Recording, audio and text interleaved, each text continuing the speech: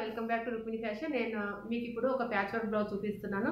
ఒక చూడండి, ఇట్లాంటి బ్లూ కలర్ హెవీ బ్లౌజ్ అనమాట. ఒక 6 ఇంచెస్ బార్డర్ ఉంది దీనికి. అయితే ఇలా చేసామన్నమాట. దీనికి బార్డర్ చూడండి, ఇట్లాగా టోటల్ బ్లౌజ్ వచ్చి ఇలా డిజైన్ అయింది. ఇప్పుడు ఇది బ్యాక్, ఇది ఫ్రంట్ అనమాట. ఫ్రంట్ నార్మల్ బ్లౌజ్కి కప్స్ వేసాం. దీనికి కప్స్ వేసాను అనమాట. ఎందుకంటే కప్స్ ఇవి వెనకాల గ్యాప్ చాలా ఉంది కదా, ఈ గ్యాప్ వలన బ్లౌజ్కి కప్స్ ఉంటే సేఫ్ అనేసి మేము అట్లా కప్స్ వేసాము. చూడండి, ఇట్లాగా కప్స్ వేసాను. దీనికి టోటల్గా ఇలా రెడీ అయింది బ్లౌజ్. ఇది కటింగ్, స్టిచ్చింగ్. నార్మల్ బ్లౌజ్ కూడా కప్స్ వేసుకోవచ్చు. అది ఎట్లా చేయాలని మీకు ఈ వీడియోలో నేను చూపిస్తున్నాను. చూడండి, నా వీడియో కనుక మీకు నచ్చినట్లయితే లైక్ చేయండి, షేర్ చేయండి. ఏదైనా మీకు డౌట్స్ ఉన్నా కామెంట్స్ పెట్టండి. తప్పకుండా నా వీడియోని లైక్ చేయండి, సబ్స్క్రైబ్ కూడా చేసుకుని కొత్త వాళ్ళు ఎవరైనా ఉంటే రండి. ఇప్పుడు కటింగ్, స్టిచ్చింగ్ ఎలా చేయాలో నేను చూపిస్తాను. దీనికి ఇప్పుడు ఇది టోటల్ లెంత్ వచ్చేసి మనకు 14.5 ఉందండి. ఇది 14.5 లెంత్. అయితే 36 ఇంచ్ సైజు బ్లౌజ్. 37 ఇంచెస్ ఉంది టోటల్. మిడిల్ చెస్ట్ వచ్చి 38, అప్పర్ చెస్ట్ 36 అనమాట. వెస్ట్ వచ్చేసి 31.5 అట్లా సైజ్ అనమాట ఇది. అయితే ఇప్పుడు దీనికి నేను బ్యాక్ నెక్ టోటల్గా ఓపెన్ ఉంది కాబట్టి, ఓపెన్ లేదు కాబట్టి క్లోజ్ ఉంది కాబట్టి నేను షోల్డర్ 14.5 ఉంది. 14.5కి గాను నేను 14 అంటే 7, సగంలో 7 ఇంచులు పెట్టుకున్నాను అనమాట. కరెక్ట్గా 7 ఇంచులు రాశాను కదా, అక్కడ 7 ఇంచులు పెట్టుకున్నాను. 7 ఇంచెస్. చెస్ట్ వచ్చేసి మనం అది 36 ఉంది కదా, 36కి 9 ఇంచెస్ అనమాట. 4వ భాగము. మన చెస్ట్ ఎంత ఉంటే అంత 4వ భాగం. మన షోల్డర్ ఎంత ఉంటే అందులో ఒక 1 ఇంచ్ మాత్రం మైనస్ చేసి మిగిలింది పెట్టుకోవాలి. ఇది నా కొలతలు. ఇప్పుడు అంటే నేను అట్లాగే పెడుతున్నాను. మీరు తీసుకోవాలనుకున్నప్పుడు మీ కొలతలు ఎంత ఉంటాయి అంత చెస్ట్కి, వెస్ట్కి, షోల్డర్కి. షోల్డర్లో మాత్రం ఒక 1 ఇంచే మైనస్ చేసుకోవాలి. మిగతా అంతా ఎంత ఉందో అంత పెట్టేసుకోవాలి. స్టిచ్చింగ్ అని ఏం వదలొద్దు. ఇప్పుడు హార్మోల్ సైజు అంత సైజు తీసుకుంటున్నాను నేను, కరెక్ట్గా ఎంత ఉందండి. ఇప్పుడు ఫస్ట్ వచ్చేసి నెక్కులో నేను 5 ఇంచులు పెట్టుకుంటున్నాను. నెక్కి 5 ఇంచెస్ పెట్టుకొని కిందికి మళ్ళీ ఒక 3 ఇంచెస్ పెట్టుకుంటున్నాను.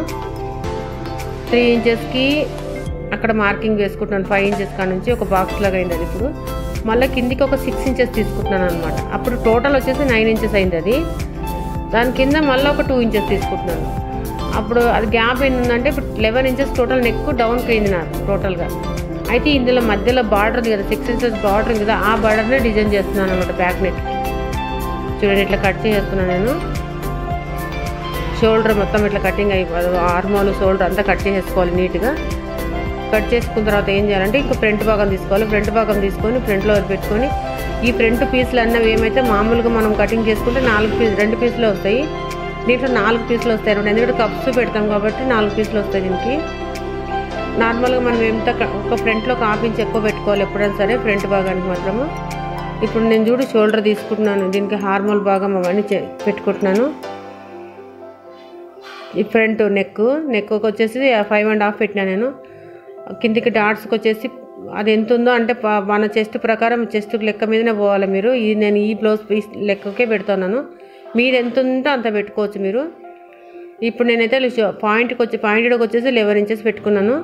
ఇక్కడ 3 ఇంచెస్ నుంచి అక్కడ మార్కింగ్ వేసుకుంటున్నాను. చూడండి, పక్క డాట్స్కి హార్మోల్ ఎక్స్ట్రా కటింగ్ తీసేసేయాలి దీనికి.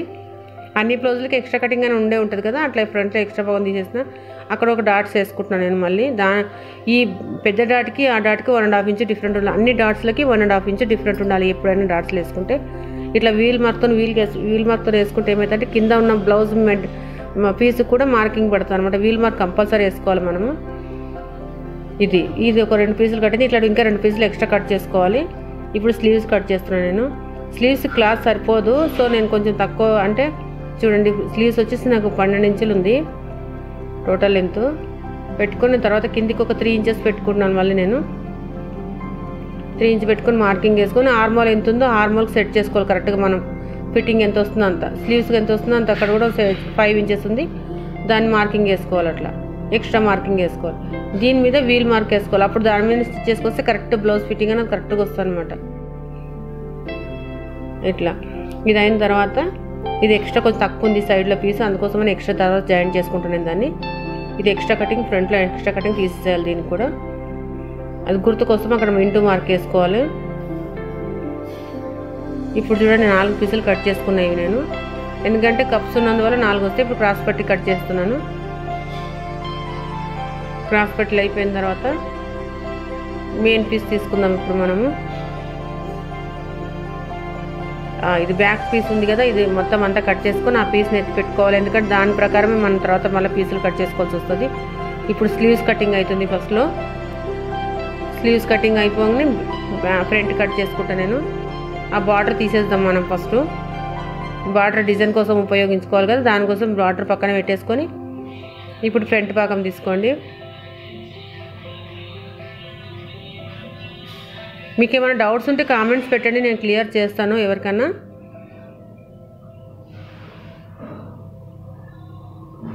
ఇప్పుడు బ్యాక్ సైడ్ కట్ చేసుకుంటున్నాను. బ్యాక్ సైడ్ కొంచెం తక్కువ పడింది క్లాత్, సో దానికి జాయింట్ వేసుకున్నాను. తర్వాత నేను ఇప్పుడు బ్యాక్ సైడ్ పైపింగ్ పెడుతున్నాను. అంటే లైనింగ్కి పైపింగ్ వేస్తున్నాను. గోల్డెన్ కలర్ థ్రెడ్ పైపింగ్ తీసుకొని లైనింగ్ మీదనే ఇన్ అవుట్ పైపింగ్ అవుతుంది అనమాట.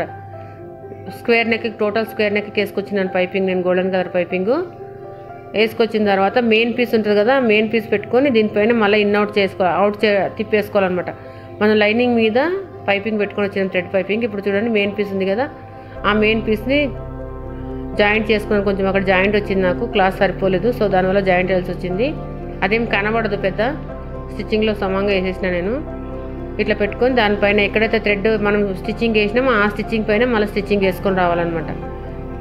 మొత్తం టోటల్గా స్క్వేర్ నెక్ మొత్తం తిప్పేసుకొని రావాలి. అప్పుడు పైపింగ్ అనేది ఇన్ అవుట్ అవుతుంది అనమాట.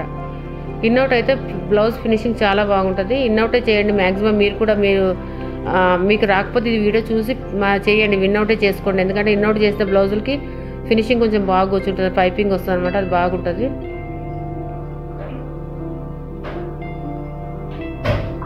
ఇదన్నమాట. ఇట్లా పైపింగ్ అయిన తర్వాత ఇక్కడ 4 మూలలు ఉంది కదా, ఆ మూలల దగ్గర కొంచెం మార్కింగ్ వేసుకొని తిప్పేసుకోండి. అది ఎక్స్ట్రా ఉన్నదంతా కట్ చేసేసుకొని తిప్పేసుకోవాలన్నమాట. దీన్ని ఇట్లా తిప్పేసుకుంటే కొంచెం ఏమైందంటే నీట్గా వస్తుంది అనమాట. దాని మీద ఒక పక్కకి దాన్ని పైపింగ్ పక్క నుంచి ఒక స్టిచ్చింగ్ వేసుకోరండి. దానికి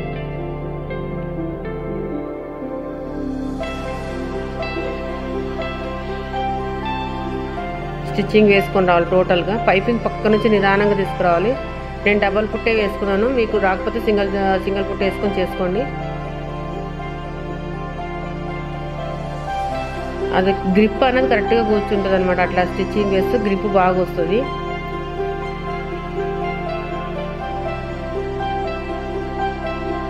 టోటల్ అట్లా స్టిచ్ వేసుకోవాలన్నా అది మొత్తం వేసుకొని రావాలన్నమాట. తర్వాత బ్యాక్ సైడ్ లైనింగ్ అటాచ్ అంతా అయిపోతుంది అనమాట. బ్యాక్ సైడ్ లైనింగ్ అటాచ్ చేసేసుకొని ఏం చేయాలంటే మొత్తం ఎక్స్ట్రా ఉన్నదంతా కట్ చేసేసాలి. దాన్ని నీట్గా చేసేసుకొని నేను బ్యాక్ సైడ్ పైపింగ్ కూడా ఇచ్చుకున్నాను చూడండి, నడుముకి ఇచ్చేసినాను. ఎందుకంటే అది స్కిప్ చేశాను, దీంట్లో కొంచెం లాంగ్ అవుతుంది వీడియో అనేసి. ఇప్పుడు ఏం చేసినానంటే బార్డర్ తీసుకొని, బార్డర్కి నాకు 6 ఇంచుల బార్డర్ ఉంది కదా, వీపుకి ఎంత కావాలో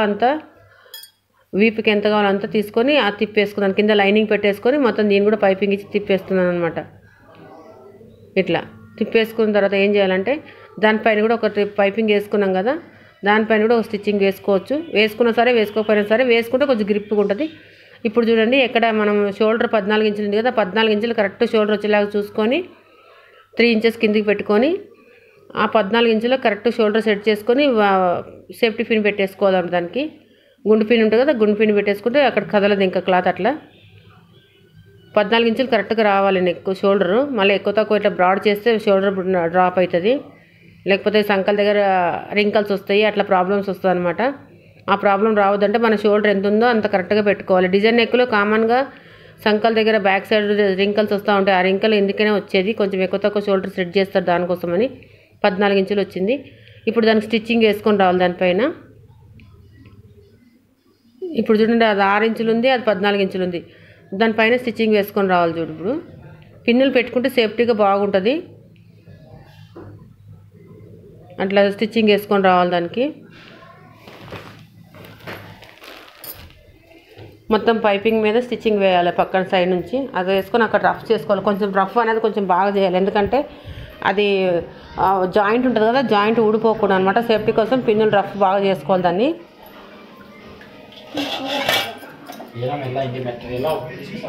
తర్వాత ఇంకొక పీస్, చిన్న పీస్ ఉంటుంది కదా, చిన్న పీస్ కూడా అట్లనే వేసుకోవాలి.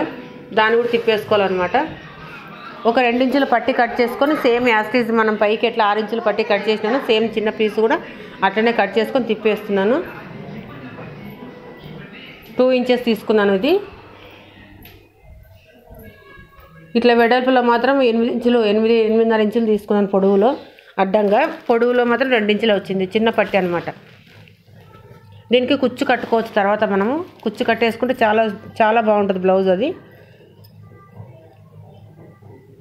ఇట్లా దాని కింద పెట్టేసిన అనమాట. కరెక్ట్ సెట్ చేసుకొని అక్కడ కూడా స్టిచ్ చేసేసుకోవాలి. అక్కడ కూడా పిన్ పెట్టేసుకోండి, కింద పెట్టేసుకొని. ఇప్పుడు బార్డర్ ఇట్లా కొత్త మోడల్ అనమాట. బార్డర్ ఉపయోగించి ఇట్లా కూడా డిజైన్ చేసుకొని ఈ కింద ఆ నడుముకి ఏదైతే ఉందో అక్కడ చిన్న కుచ్చులు వేసుకుంటే శారీ కుచ్చుకి ఎట్లా వేస్తాం అట్లా కుచ్చు వేసుకుంటే నీట్గా బ్లౌజ్ చాలా బాగుంటుంది అనమాట. బార్డర్ను ఉపయోగించి మనం ఇట్లా రెడీ చేసుకోవచ్చు.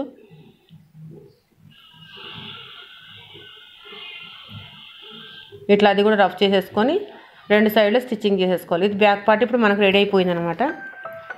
ఇంకా మనం ఫ్రంట్ పార్ట్కి వెళ్ళిపోదాము. ఫ్రంట్ పార్ట్లో ఏముందంటే కప్స్ వేసి అదంతా చూసుకుందాం మనము. ఆ వీడియో మాత్రం స్కిప్ చేయకుండా చూడండి, కంప్లీట్గా మీకు అర్థమవుతుంది మొత్తము. ఇది అయిపోయింది ఫ్రంట్ పార్ట్.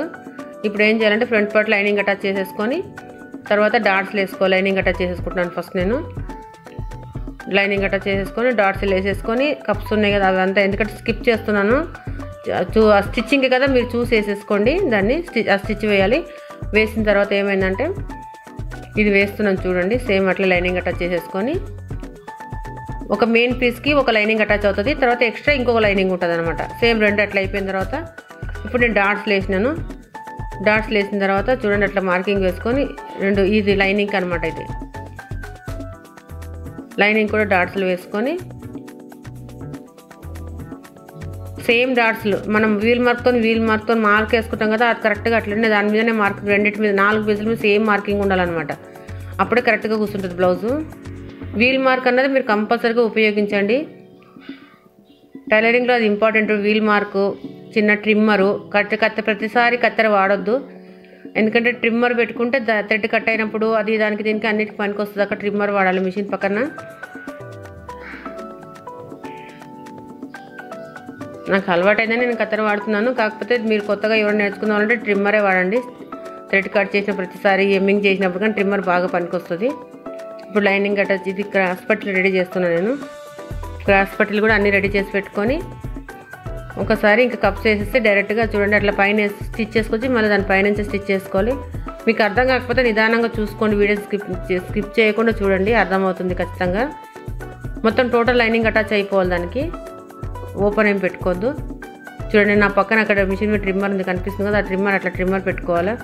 ఇప్పుడు కప్స్కి కరెక్ట్గా మార్కింగ్ వేసుకోవాలి. అట్లా మడిచి పెట్టుకొని ఆ డాట్స్ ఉంటుంది కదా ఆ డాట్స్ కరెక్ట్గా సెట్ చేసుకోవాలన్నమాట. దాన్ని ఆ డాట్స్ దానికి పెట్టేసి మధ్యలో స్టిచ్ చేసేసేయాలన్నమాట. అది ఇంకా కప్పు కదలదు, ఇంకా అక్కడ కరెక్ట్గా కూర్చుంటుంది.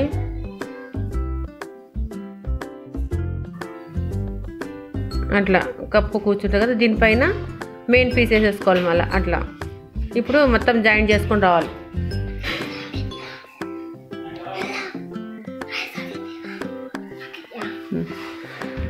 మొత్తం ఇట్లా లైనింగ్ అటాచ్ చేసేసుకోవాలి. దాన్ని కూడా రెండో దాన్ని కూడా కప్స్ అట్లా పెట్టేసుకొని చేసుకోండి.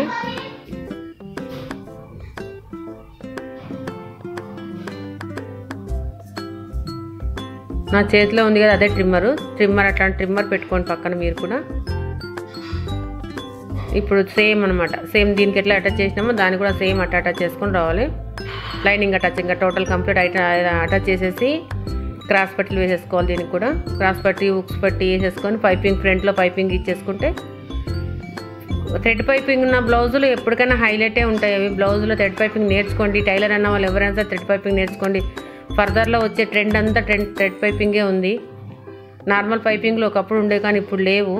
సో థ్రెడ్ పైపింగే నేర్చుకోండి మ్యాక్సిమమ్. నా వీడియోలో మ్యాక్సిమం నేను థ్రెడ్ పైపింగే పెడతాను. చూపించినాను కూడా కొన్ని ఇంతకుముందు చేసిన వీడియోలు అన్నింటిలో చూపించిన నేను. ఇప్పుడు చూడండి క్రాస్ పట్టి ఉంది కదా, డైరెక్ట్గా పెట్టేసేయండి. ఇంకా దాన్ని అట్లా డైరెక్ట్గా పెట్టేసి ఓవర్లాక్ ఇంటర్లాక్ చేసేసుకుంటే ఓవర్లాక్ చేస్తే ఏమవుతుందంటే ఇంకా ఫినిషింగ్ బాగుంటుంది దానికి.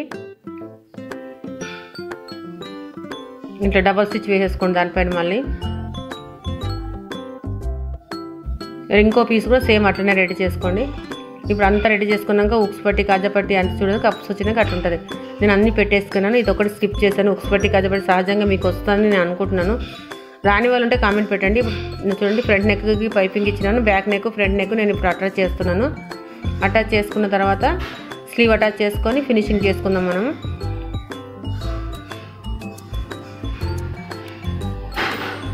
స్లీవ్ అటాచ్ చేసుకోవాలి ఇప్పుడు. అది షోల్డర్ అటాచ్ చేసుకొని షోల్డర్ కూడా ఓవర్లాక్ ఉంటే ఓవర్లాక్ చేసేయండి. ఆ లాక్ చేయడం వల్ల ఏమైందంటే క్లాత్ పట్టు చీరలు ఉన్న జరగకుండా ఉంటుంది. ఫినిషింగ్ మంచి టైలర్ అనుకున్న మంచి టైలర్ అనాలంటే మాత్రం ఎవరైనా చెప్పాలన్నా ఉండదు ఖచ్చితంగా మీరు ఇంటర్లాక్స్ అదే ఓవర్లాక్ మిషను ఇవన్నీ పెట్టుకోవాల్సి వస్తుంది. నీట్గా థ్రెడ్ పైపింగు మీకు ఏమైనా రాకపోతే ఏదైనా తెలియకపోతే కూడా కామెంట్ పెట్టండి, నేను ఖచ్చితంగా మీకు ఆన్సర్ చేస్తాను. చూడండి దానిపైన మళ్ళీ స్టిచ్ చేసుకొని రెడీ అయిపోయింది. ఇప్పుడు స్లీవ్స్ రెడీ చేస్తున్నాను. నేను స్లీవ్స్ రెడీ చేసేసుకున్నాను. ఆ ఫ్రంట్కి ఎక్స్ట్రా కటింగ్ ఉంది కదా, అది ఇంటూ మార్క్ వేసినా కదా, అది ఫ్రంట్లో పెట్టుకొని స్టిచ్చింగ్ మధ్యలో పెట్టుకొని రావాలి ఎప్పుడో స్టిచ్చింగ్ అన్నది. అక్కడ ఒక కొన నుంచి తీసుకొని రావద్దు. మంచి ఎక్స్పర్ట్స్ మాత్రమే అట్లా చేస్తారు. కొత్తగా తెచ్చుకున్న వాళ్ళు ఎవరైనా సరే మధ్యలోనే పెట్టుకోవాలి స్లీవ్స్ అటాచ్ చేసినప్పుడు. అది అక్కడిక్కడ కొంచెం ఎక్కువ తక్కువ వచ్చినా కూడా అడ్జస్ట్మెంట్ అవుతుంది. ఒక పక్క నుంచి తీసుకొచ్చినామంటే క్లాత్ ఎక్స్పెండ్ అయిందంటే మాత్రం సరిగ్గా స్లీవ్ అనేది కరెక్ట్గా కూర్చోదు. అది దాన్ని గమనించాలా మీరు. నేను ప్రతి ఒక్కటి చెప్తున్నాను మీకు, దీంట్లో చిన్న చిట్కాలు చెప్తున్నాను. ప్రతి ఒక్కటి నేను చెప్పినట్టు బాగా గమనించండి. స్లీవ్ అటాచ్ చేసినప్పుడు మాత్రం మధ్యలో పెట్టుకొని రావాలి. ఆ సైడ్ ఈ సైడ్ ఒక సైడ్ నుంచి పెట్టుకొని తీసుకొని వస్తామంటే క్లాత్ ఎక్స్పెండ్ అయిందంటే మాత్రం కరెక్ట్గా స్లీవ్ సరిగ్గా స్లీవ్ కూర్చోవంటే బ్లౌజ్ కరెక్ట్గా సెట్ కాదు మనకి, అది గమనించాలి మీరు. ఇట్లా స్లీవ్ అటాచ్ అయిపోయింది కదా, 2 సార్లు స్లీవ్ చేస్తే మళ్ళీ దాన్ని తిప్పుకొని అట్లా దానిపైన స్టిచ్ వేసుకొని రావాలి. స్టిచ్చింగ్ కూడా ఒకదానిపైన ఒకటే రావాలి, పక్కగా జరిగి అక్కడ ఒక స్టిచ్ ఇక్కడ ఒక స్టిచ్ మాత్రం రావద్దు. ఇట్లా స్లీవ్ అటాచ్ అయిపోయింది. ఇప్పుడు ఫిట్టింగ్ చేసుకుందాము. నాకు ఫిట్టింగ్ స్లీవ్స్కి మీ స్లీవ్స్ ఎంత ఉందో అంత చూసుకొని, నాకైతే 5 ఇంచెస్ స్లీవ్ లూజ్ ఉంది. సో నన్ను 5 ఇంచెస్ స్లీవ్ లూజ్ పెట్టుకొని హార్మోల్ నాకు వచ్చి 17.5 ఉంది. 17.5కు నేను 8.5 భాగం 8.5 2 పాయింట్స్ ఎక్కువ పెట్టుకొని అక్కడ మార్కింగ్ వేసుకుంటున్నాను. ఆ మార్కింగ్ ఈ మార్కింగ్ కలవాలి కరెక్ట్గా, అప్పుడే ఫిట్టింగ్ కరెక్ట్గా వస్తుంది. చూడండి అట్లా ఆల్రెడీ నేను వీల్ మార్క్తో వేస్తున్నాను, అయినా కూడా మళ్ళీ ఒకసారి మీకోసం చూపిస్తున్నాను. కింద వరకు కింద కూడా తీసుకొచ్చి సేమ్ 31.5 చెస్ట్ వస్తుంది, 31.5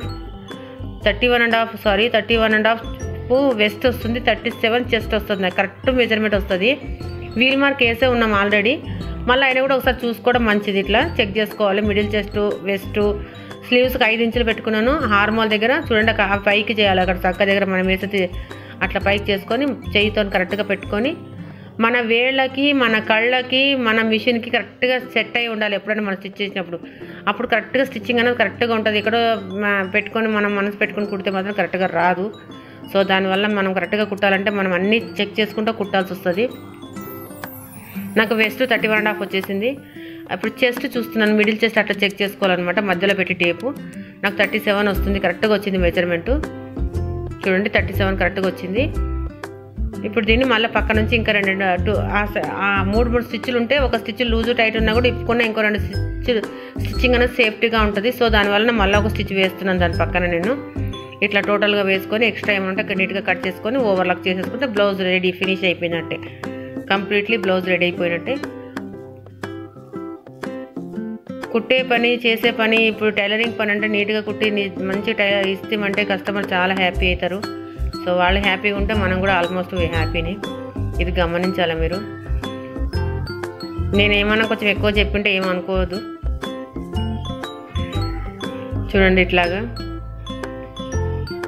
ఇట్లా కట్ చేసేసుకొని తర్వాత ఇంటర్లాక్ చేసుకొని చూడండి టోటల్గా బ్లౌజ్ ఇట్లా రెడీ అయిపోయింది. చూడండి నా వీడియో కనుక మీకు నచ్చినట్లయితే లైక్ చేయండి, షేర్ చేయండి. కొత్త వాళ్ళు ఎవరంటే సబ్స్క్రైబ్ చేసుకోండి. చూడండి ఫినిషింగ్ ఇది చాలా బాగా వస్తుంది కప్స్తోని. వీడియో నచ్చిందని నేను అనుకుంటున్నాను. తప్పకుండా సబ్స్క్రైబ్ చేసుకోండి కొత్త వాళ్ళు ఎవరైనా ఉంటే మాత్రము. మీ ఫ్రెండ్స్లో ఎవరుంటే షేర్ చేయండి. చూసారు కదా ఇలాగొచ్చింది కప్స్ బ్లౌజ్. చూస్తారు బ్యాక్ నెక్ కూడా ఎంత నీట్గా వచ్చిందో. ఇప్పుడు కొత్త మోడల్ అన్నమాట. దీనికి ఇక్కడ బ్యాక్ కింద ఉంది ఆపలో కుచ్చు కట్టేసుకుంటే చాలా బాగుంటుంది blouse. Thank you for watching.